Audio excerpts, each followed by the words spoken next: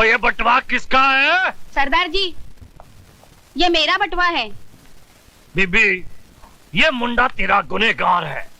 बोल इसको क्या सजा दी जाए? इसे पुलिस में दे दीजिए। चल फिर पुलिस थाने से पुलिस में दे। मैं क्यों जाऊं पुलिस थाने? ओ बीबी, पहले रिपोर्ट लिखानी पड़ती है, फिर मुकदमा चलता है, फिर गवाही के लिए जाना पड़ता है, उसके बाद तारीख पड़ती है, फिर दूसरी तारीख पड़ती है, इतनी तारीख पड़ती है कि बंदा खुद तारीख हो जाता है। लेकिन मुकदमे का फैसला नहीं होता। जब तक मुकदमे का फैसला होगा, ये मुंडा 10-15 मुंडों का बाप बन चुका होगा और तो कुछ 10-15 पोते पोतियों की दादी। चल थाने रिपोर्ट लिखाते हैं। नहीं बाबा, मुझे इस लफड़े में नहीं पड़ना। मेरा बटवा मिल गया और कुछ नहीं चाहिए। ओ तुम लोग यहाँ क्यों खड़े हो? कोई लड्डू बटने वाले? चलो माँ आइए, चलो दौड़ जाओ। ओए, तू कहाँ जा रहा है? अपना काम करने। और कौन सा काम करने जा रहा है? वही काम जो अभी किया था, लेकिन पकड़ा गया। उल्लू के पट्टे, उल्लू दे पट्टे, शर्म नहीं आती तेरे को? है? कोई अच्छा काम नहीं कर सकता? मिनट का काम। देख सरदार, तूने अपन को पब्लिक के सामने बचाया, इसके वास्ते अपन चुप है क्या? लेकिन अपन को उल्लू उल्लू नहीं बोलेगा क्या? अपनी भी कुछ मार्केट में इज्जत है। और तेरी इज्जत दी तुम है? अब भी उतारता हूँ तेरी इज्जत। कहाँ लेके जा रहा है? Police station. अरे सरदार, काय को अपने धंधे की माँ किया कर रहा है? तू अपना काम कर और मुझे अपना काम करने देना। मत बोल, तू नहीं सुधरेगा। अपन के माँ बाप ने जब अपन को नहीं सुधारा, तो तू दूसरे के फटेले में क्यों टांग डालता है? मत बोल, तेरे माँ बाप नहीं है? क्या एड़े जैसी बात करता है? माँ बाप के बिगड़ कभी बच्चा पैदा होता है क्या? और मेरे माँ बाप ने मुझे पैदा करके गटर में फेंक दिया था। वाहेगुरु, अगर मैं तुझे अपना बेटा बना लूं तो? सरदार, तू बहुत ही कच्चे दिल का आदमी है। 2 मिनट में छोकरी तरह रोने लगा। अरे अपन के साथ जीना चाहिए, बिंदास। जहाँ सो गया वहीं सवेरा हो गया। बैठ जा बेटा। वाहेगुरु।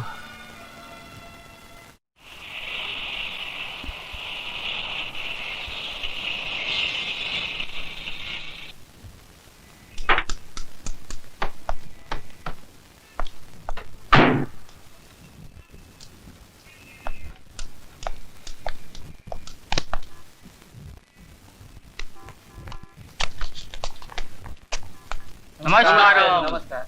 ये राजू है। आज से ये हम लोगों के साथ में ही रहेगा।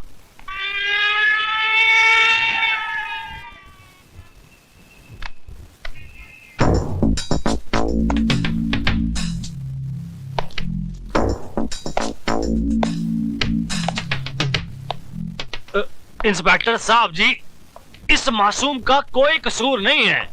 ये तो वो बालू दादा के डर से जेबें काटता था। इसने मुझसे वादा किया है कि आज के बाद कोई चोरी नहीं करेगा।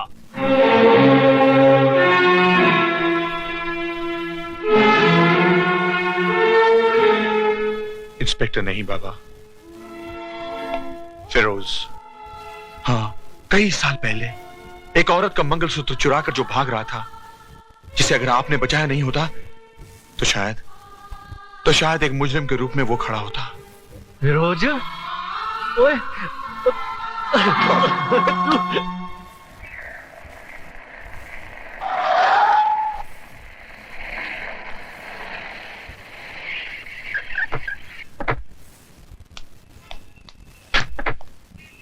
साहब, साहब, साहब।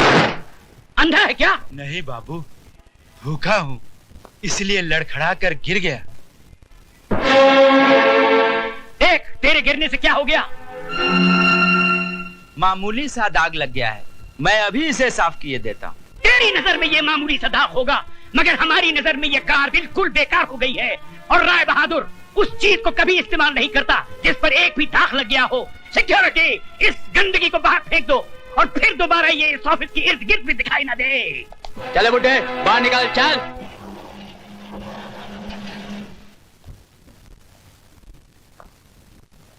जो मैं कह रहा हूँ उसे गौर से सुनो। राय बहादुर दीवान चंद को हारना पसंद नहीं।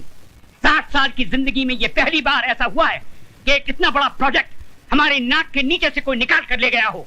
डैडी, अगर मैं टेंडर की कोटेशन की प्राइस में कुछ कमी कर देता तो हमें लाखों का नुकसान हो जाता। अब क्या फायदा हुआ? लोगों के सामने हमारी गर्दन झुक गई ना। जो प्रोजेक्ट परसों से हमारे पास था एक नई कंपनी के पास चला गया। राय बहादुर पैसे कमा सकता है, अपनी इज्जत नहीं। लेकिन डैडी ये तो झूठी इज्जत है, बिजनेस में तो ये सब होता रहता है। बिजनेस तुम सिखाओगे मुझे? ये सब मैंने बनाया है। घर, ऑफिस, गाड़ियां, नौकर चाकर, ये सब मेरी मेहनत का नतीजा है, समझे? और तुम्हें 2 वक्त की रोटी जो नसीब होती है वो भी मेरी मेहरबानी से। डैडी, आज जिंदगी में पहली बार पता चला कि एक बाप अपने बेटे को पालकर उसका फर्ज नहीं निभाता, बल्कि मेहरबानियों का कर्ज चढ़ाता जाता है ताकि वो जरूरत पड़ने पर सूद समेत वापस ले सके। ये शान और शौकत, ये ऐशो आराम आप ही को मुबारक हो डैडी।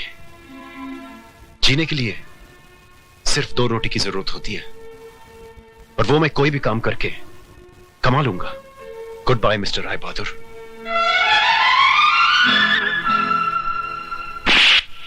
जाने की धमकी देता है? कहां जाएगा तू? तेरे चेहरे पे ये रौनक जो है ना, ये सिर्फ इस राय बहादुर के चिराग से है। इस चिराग से दूर गया तो अपने आप को पहचान नहीं पाएगा। जीने के लिए सिर्फ रोशनी की ही जरूरत नहीं होती, अंधेरा भी चाहिए। मैं अंधेरे के सहारे अपनी जिंदगी गुजार लूंगा। रमेश, जीजा जी, वेरी गुड, वेरी गुड। आप भी बच्चों की छोटी छोटी गलतियों पर नाराज हो जाते हैं। रमेश बेटे, बेटे तुम अपने कैबिन में जाओ, हम अभी आते हैं।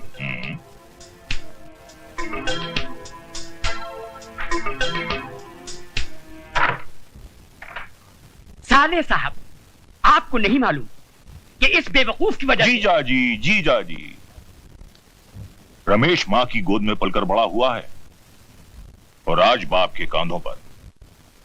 दोनों में जमीन आसमान का फर्क है। जो काम रमेश नहीं कर सका वो राज करेगा। राज?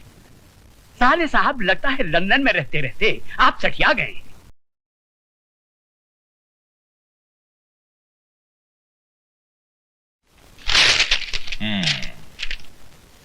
डैडी, मैं आपके इस घर को छोड़कर अपने बीवी बच्चों के साथ एक ऐसी जगह जा रहा हूं जहां लोग मुझे आपके नाम से नहीं बल्कि मेरे अपने नाम से जाने। Very good.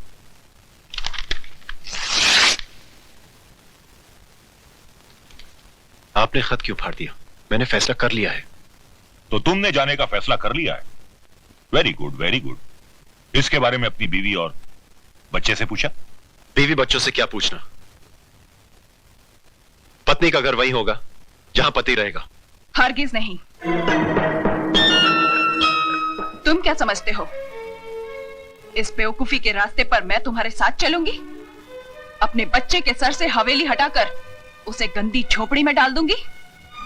आज मैं समझा, तुम्हें पति नहीं, पति की दौलत चाहिए। जिनके पास दौलत नहीं होती वो पति भी नहीं रहते। क्योंकि औरत किसी दौलत वाले के साथ चली जाती है। औरत नहीं, अक्लमंद इंसान। राज को देखो, वो पिताजी को कभी जवाब नहीं देता। पिताजी उससे खुश रहते हैं और तुम हमेशा अपने उसूल और आदर्शों के चक्कर में पड़े रहते हो। मैं अपनी औलाद को सड़क पर भटकने नहीं दूंगी। उसके मुकद्दर में अगर हवेली का सुख है तो तुम्हें उसे छीनने का कोई हक नहीं। पत्नी और संतान के लिए इंसान ने क्या क्या कुर्बान नहीं किया। हाँ, बच्चे की आड़ लेकर तुमने अपनी कहानी अच्छी तरह से बयान कर दी। समझ गया मैं। अग्नि के सामने ली गई सारी कस्में सब झूठी थी। शारदा, मेरे मकसद में तुम मेरी मदद करो या ना करो, तुम्हारे मकसद में मैं तुम्हारा साथ जरूर दूंगा, ताकि सब कुछ पाने के बाद जब तुम्हें पता चलेगा कि दौलत सब कुछ नहीं है, तब तुम्हें एक पति की जरूरत होगी। और उस वक्त शारदा, मैं नहीं रहूंगा।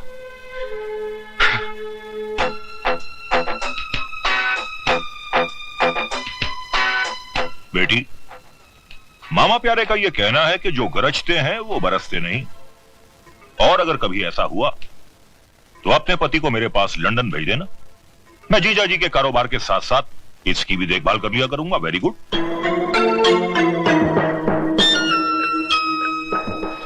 रोक दे भाई, रोक दे, घर आ गया। उतरो सिस्टर डार्लिंग। हाँ सिस्टर, तुमने पुकारा हम चले आए, छोटी सिस्टर को भी साथ लाए रे। अरे वाह सिस्टर, मैं तो समझा था तुम हाई फीवर में पड़ी आ ऊ ई कर रही होगी, लेकिन तुम तो यहाँ अच्छी खासी बिंदु बनी बैठी हो। है? हाँ दीदी, तुमने बीमारी का झूठा तार क्यों भेजा? अरे गधों, ये तार वार की बात किसी से कहना नहीं। बट व्हाई नॉट सिस्टर, इसमें राज क्या है? बात दरअसल ये है कि तुम्हारे जीजाजी उसूल और आदर्शों के चक्कर में पड़ गए हैं। पिताजी उनसे नाखुश हैं। वो सारा कारोबार राज के हाथों में सौंपना चाहते हैं। राज ने अगर कारोबार संभाल लिया तो पिताजी फौरन उसका घर बसाना चाहेंगे। कहीं कोई बड़े बाप की बेटी आ गई तो जो पिछले 10 साल से मैं राज कर रही हूं वो खत्म हो जाएगा। इससे पहले कि राज की जिंदगी में कोई और लड़की आए, तुम उसे शीशे में उतार लो।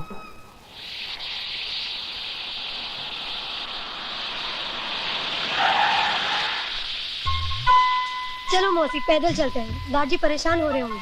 2 मिनट रुक जा, बस आती होगी।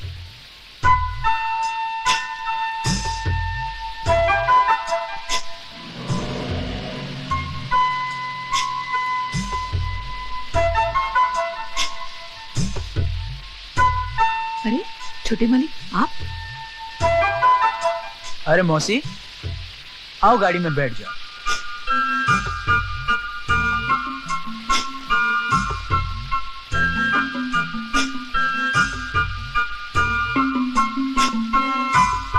आओ मौसी, बैठ जाओ। बैठ जाओ ना मौसी। चल बेटी, आजा जल्दी। अरे आओ ना। मौसी, क्या हुआ? तुम आगे बैठो, मैं पीछे बैठूंगी।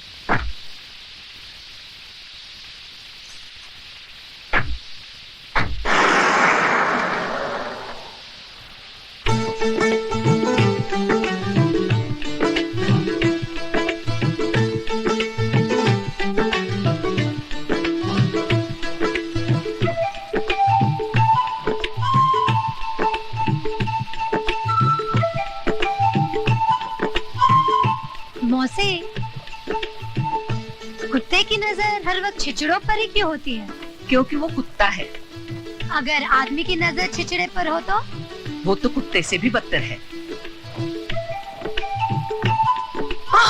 अरे उसे बचा। कहाँ खो गया था तू? कहीं नहीं। अगर आप सामने देखकर गाड़ी चलाएंगे तो एक्सीडेंट नहीं होगा।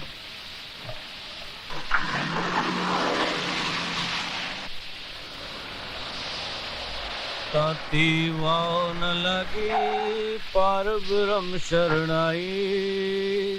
अरे कुशल्या बहन, तुम्हारी तो बड़ी तरक्की हो गई है, गाड़ी छोड़ने आई है। गाड़ी नहीं, कुछ छोटे मालिक छोड़ने आए हैं। छोटे मालिक लोफर।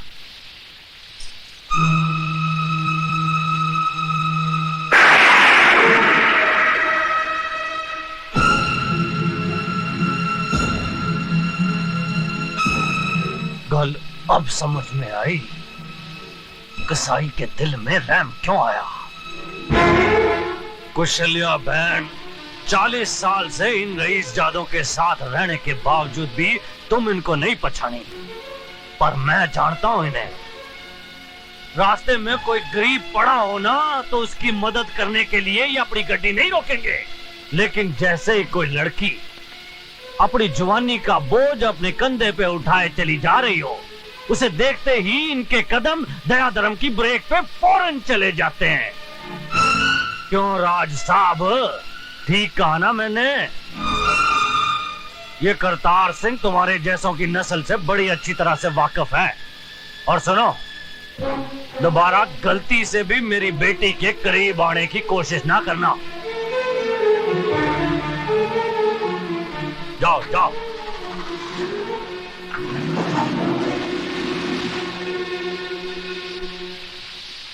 कुशल्या बहन, रब ना करे अगर मेरी बेटी कहीं बीच रास्ते में मर जाए तुम भले ही उसकी लाश को घसीट के कार ले आना, पर इस रईसजादे की गड्डी में डाल के मत लाना। भाई साहब गलती हो गई। चल पुत्र चल।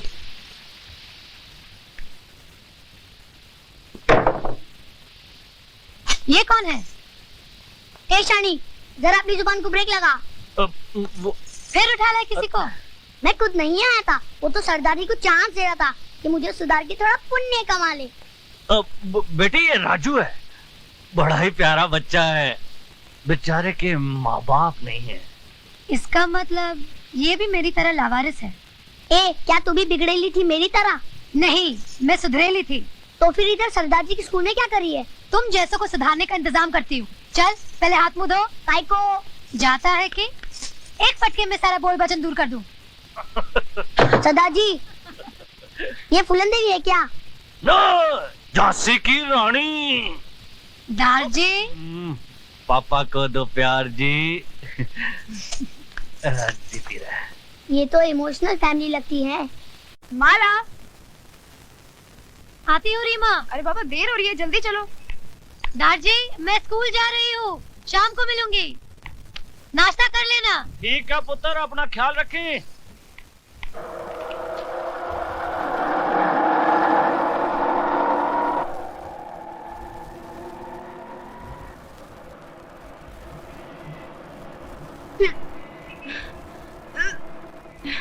रीमा क्या हुआ? रिक्शा वाले रिक्शा रोको।